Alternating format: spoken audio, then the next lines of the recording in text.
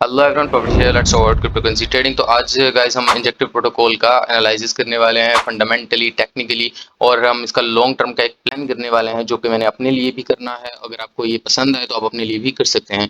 And I think would be one of the best investment for mid term. So analysis अपना start करते हैं। First of all हम fundamental से start करेंगे। Fundamental के ऊपर मैं कोई इतना खास बिलीव नहीं करता। रीजन के यार, फंडामेंटल के अंदर हमें क्या देखने को मिलता है, इनकी वेबसाइट्स वगैरह, इनका provided data. So I don't believe their provided data because ये तो हमें वही सब कुछ दिखाएंगे जो ये दिखाना चाहते हैं, ठीक है।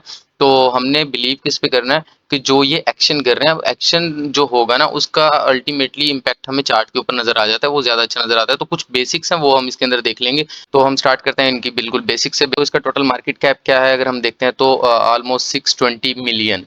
620 मिलियन इसका टोटल मार्केट कैप है इस टाइम, जो सर्कुलेटिंग सप्लाई के अकॉर्डिंग। सर्कुलेटिंग सप्लाई और टोटल सप्लाई के अंदर 17% का डिफरेंस आ रहा है। ये 83%, 83.76% जो है वो अनलॉक्ड है, इसकी सप्लाई है। अब लॉक्ड का भी हम शेड्यूल इसके अंदर देख लेंगे कि वो कब अनलॉक हो रही है, क्योंकि उसका भी एक इम्पैक्ट मार्केट के ऊपर लाजमी आएगा। जाहिर सी बात है, जब वो अनलॉक होगी तो शेड्यूल में जिन लोगों को मिलना है ये कॉइन, तो वो लोग ऑलमोस्ट अगर अच्छा प्राइस हुआ उस टाइम पर तो वो अल्टीमेटली सेल ही करेंगे।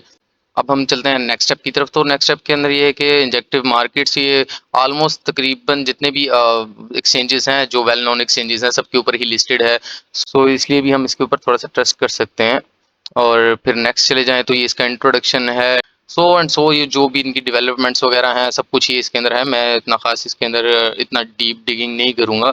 रीज़न कि हमारे पास चार्ट है, चार्ट को हम ज़्यादा डीप डिगिंग करेंगे, उससे हमें बेस्ट आइडिया मिलेगा। तो अब चलते हैं, एक और चीज़ जो इम्पोर्टेंट है वो है इन्वेस्टर्स। अब इन्वेस्टर्स क्यों इम्पोर्टेंट है यार? इन्वेस्टर्स इसलिए इम्पोर्टेंट है इन केस अगर हमें कोई मार्केट के अंदर कोई बैड न्यूज़, जैसे कोई एक्सचेंज कोलैप्स कर जाए, इसलिए इन्वेस्टर्स इम्पोर्टेंट है कि फिर अगर तो उसके उसमें इन्वेस्टर्स जो हैं वो स्ट्रॉन्ग हैं, तो ऐसे टाइम पर वो अपनी इन्वेस्टमेंट को वो बचा लेते हैं डूबने से। अब डूबने से क्या है कि मार्केट के अंदर अचानक से पैनिक आएगा, सब लोग सेल कर रहे होंगे, तो इंपॉर्टेंट लेवल्स के ऊपर ये जो इन्वेस्टर्स होंगे जिनकी इन्वेस्टमेंट हुई हुई है ऑलरेडी, तो ये उसको होल्ड कर लेंगे, ऐसे लेवल से गिरने नहीं देंगे कि मार्केट बिल्कुल ही स्ट्रक्चर ब्रेक हो जाए और वो कोलैप्स कर जाए। तो अगर हम इसके इन्वेस्टर्स की बात करें, CMC holding LLC, it is well known investor, one of the leading investor. Pantera capital है, बाइनेंस लैब्स है इसके अंदर, यील्ड विंचोर, काफ़ी स्ट्रॉन्ग विंचोर्स हैं, काफ़ी स्ट्रॉन्ग इन्वेस्टर्स हैं। तो इसलिए हम इसके ऊपर ट्रस्ट कर सकते हैं। इसकी टोकन डिस्ट्रीब्यूशन देखते हैं अगर, तो टोकन डिस्ट्रीब्यूशन में ये है कि पब्लिक सेल में इन्होंने 9% दिया था, प्राइवेट सेल के अंदर 16.87%, टीम ने 22% रखा है। अब टीम, जो इंपॉर्टेंट चीज़ इसमें देखने वाली है ना, वो दो चीज़ें हैं कि यार इकोसिस्टम के डेवलपमेंट में ये कितना पैसा लगा रहे हैं और टीम ने अपने लिए कितना रखा है, ठीक है। अगर टीम ने रखा 22%, तो below than 25% it's okay. Below than 25% है, ठीक है। तो ऐसा नहीं है कि अगर किसी टीम के पास 50% है तो वो तो उसको किसी भी टाइम डंप कर सकते हैं। तो इस टाइप का सिनेरियो इसके अंदर देखने को हमें नहीं मिल सकता, काफ़ी चांसेस हैं। 22% से ऐसा नहीं होगा कि 22% तो बीटीसी का अगर 10 to 15% का क्रैश है तो 25% ये वैसे ही क्रैश कर जाएगा। तो 22% अगर उनके पास है इसकी सप्लाई, तो ये उसको डंप नहीं कर सकते। और दूसरी बात ये कि जो टीम और एडवाइजर्स का जो एक एलोकेशन होती है, जो इनकी एक परसेंटेज डिसाइडेड होती है, ये वैसे भी शेड्यूल्ड होती है। शेड्यूल देख लेते हैं, इसका नीचे हमें शेड्यूल भी मिल जाएगा। शेड्यूल ये रहा कि कब इनको कैसे कैसे मिलेगी, किस तरह इनको अनलॉक होगी। तो जो फुल्ली अनलॉक होगी हम उसको देख लेते हैं, ये कब हो रही है। ये हो रही है February 2024। So we have a date February 2024। तो व्हाट डज इट मीन कि इन केस यहाँ तक हम जाते हैं February 2024 तक, तो हमें वहां पर क्या करना है कि यहाँ पर देखना है, अगर तो प्राइस काफी ज्यादा पंप हुआ हुआ है तो हमें इसको सेल करके यहाँ से निकल जाना चाहिए। और वो कैसे निकलना है, कहाँ पर हमें हमारा टारगेट क्या बनेगा, तो किन लेवल्स को देखकर हमने निकलना है, वो सब हम चार्ट पे डिस्कस करते हैं। तो ये चीज़ें कुछ इंपॉर्टेंट थी, हमने यहाँ पे डिस्कस कर ली। तो अब चलते हैं, देखते हैं इनकी कम्युनिटी कैसी है। कम्युनिटी में अगर देखें तो 362.5 के फॉलोअर्स हैं इनके ट्विटर अकाउंट के ऊपर, और ये लोग इंगेज भी रहते हैं।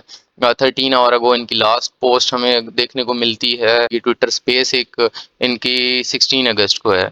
टू यूटीसी अपनी कम्युनिटी के साथ ये लोग अटैच्ड भी रहते हैं।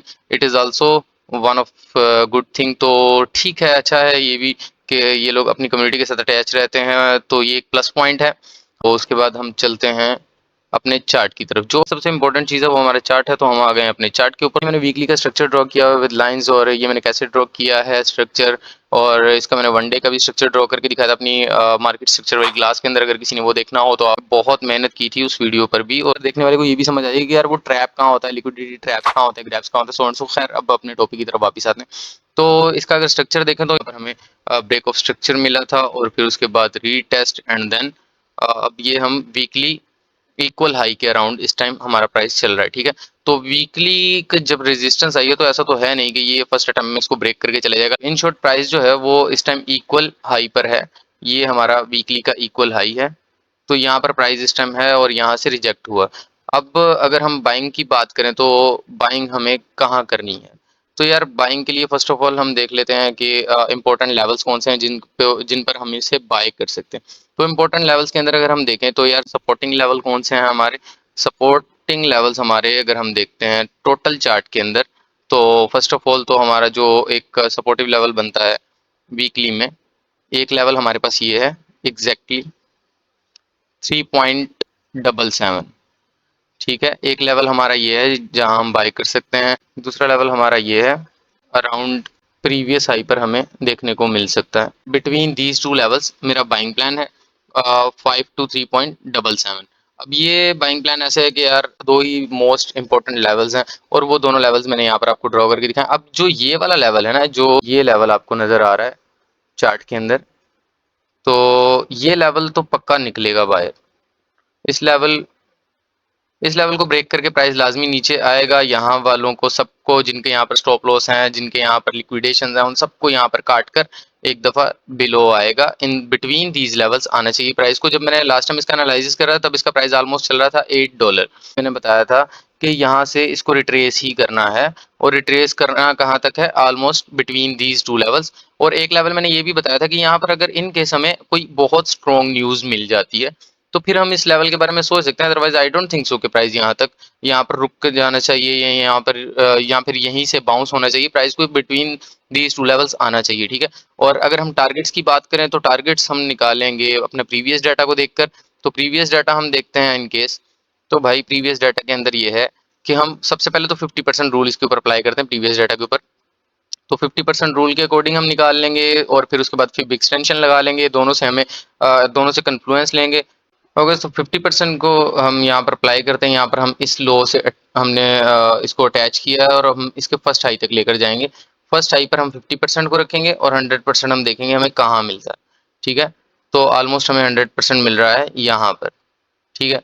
अब ये जो हमें 100% यहाँ मिल रहा है, यहाँ पर हम एक रे ड्रॉ कर लेते हैं, ताकि फिर हम इसको 50% कंसीडर करें, और फिर नेक्स्ट हम 100% पर लेकर जाएं अपना। अगर 100% इससे निकालते हैं तो हमारा 100% बनेगा ऑलमोस्ट दिस हाई। तो ये हमारा इसका प्रीवियस टारगेट था। अब प्रीवियस टारगेट को अगर हम देखते हैं तो अकॉर्डिंग टू 50% रूल हमें एक्यूरेट टारगेट मिले, यहाँ पर भी एक्यूरेट सपोर्ट मिली इसकी, और फिर जो है प्राइस ने अपना टारगेट अचीव करने के बाद डाउन साइड चला गया। अब इसी तरह अगर हम फॉर फ्यूचर अपना टारगेट निकालते हैं तो हम क्या करेंगे, इसी को एक्सटेंड कर लेते हैं और इसको 50% तक ले जाते हैं, ठीक है। तो हमें आइडिया मिल जाएगा कि कहाँ तक हमें प्राइस देखने को मिल सकता है। तो हमारा टारगेट यहाँ पर बन रहा है अराउंड $45, $42, अराउंड $42 हमारा ये टारगेट बन रहा है, ठीक है। अब हम अगर बात करते हैं कि अगर हम फिर एक्सटेंशन इसके ऊपर अप्लाई करें तो फिर हमारा टारगेट क्या बनेगा। तो इसके लिए हम प्राइस के स्टार्टिंग पॉइंट्स के करीब आ जाते हैं।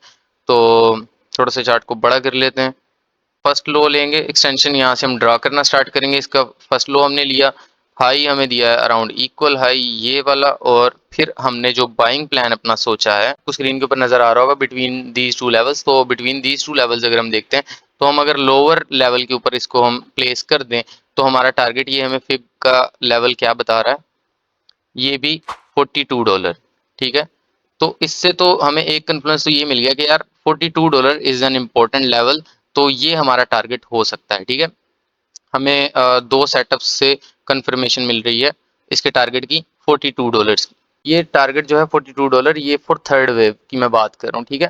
थर्ड वेव में हमें $42 टारगेट मिलेगा।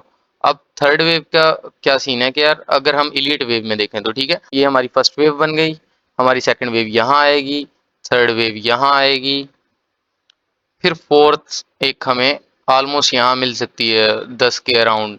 फिर एक्सटेंशन लगाएंगे हम, तो हमें आइडिया होगा कि हमारा जो है वो फाइनल फिफ्थ वेव का टारगेट क्या बनता है। तो अगर हम अभी से एक्सटेंशन लगा लें, वैसे तो आई रियली डोंट वांट कि फिफ्थ वेव का भी टारगेट निकालें, लेकिन एज ए रफली आइडिया अगर हम निकालते हैं तो थर्ड वेव का हमें अगर यहाँ मिलता है तो फिफ्थ वेव का टारगेट ऑलमोस्ट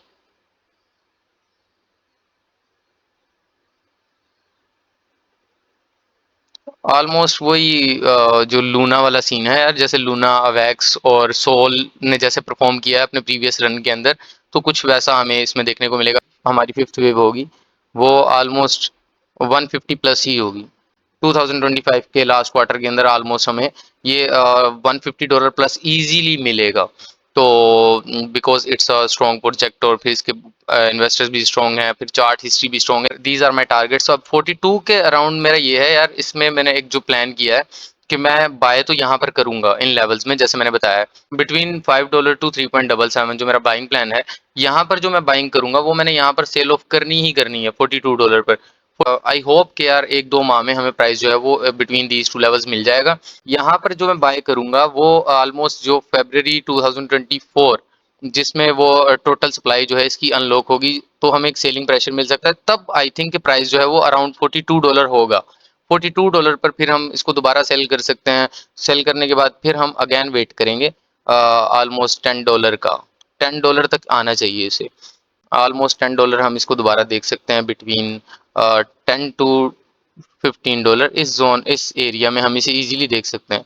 आई थिंक वो वाली जो बाइंग होगी वो आपको ऑलमोस्ट 15x अपनी फिफ्थ वेव के अंदर प्रॉफिट दे सकती है, ठीक है। तो 150 प्लस ही जाएगा।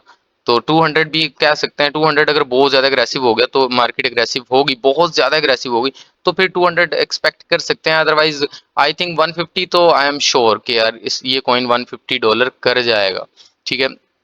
तो ये टोटल एनालिसिस है यार। फंडामेंटल भी मैंने आपको क्लियर कर दिया और टेक्निकली भी बता दिया है इसका, इसकी कम्युनिटी के बारे में बता दिया, ईच एंड एवरीथिंग। तो आपको पसंद हो कोई कॉइन या आप समझते हैं कि यार इसके अंदर इन्वेस्टमेंट करनी चाहिए, कोई भी अच्छा कॉइन है, तो आप वो मुझे कमेंट सेशन में लाजमी बताइएगा, तो मैं उसका भी एनालिसिस आपके लिए भी कर दूंगा। और अगर मुझे पसंद आया तो मैं भी वो बाय कर लूंगा।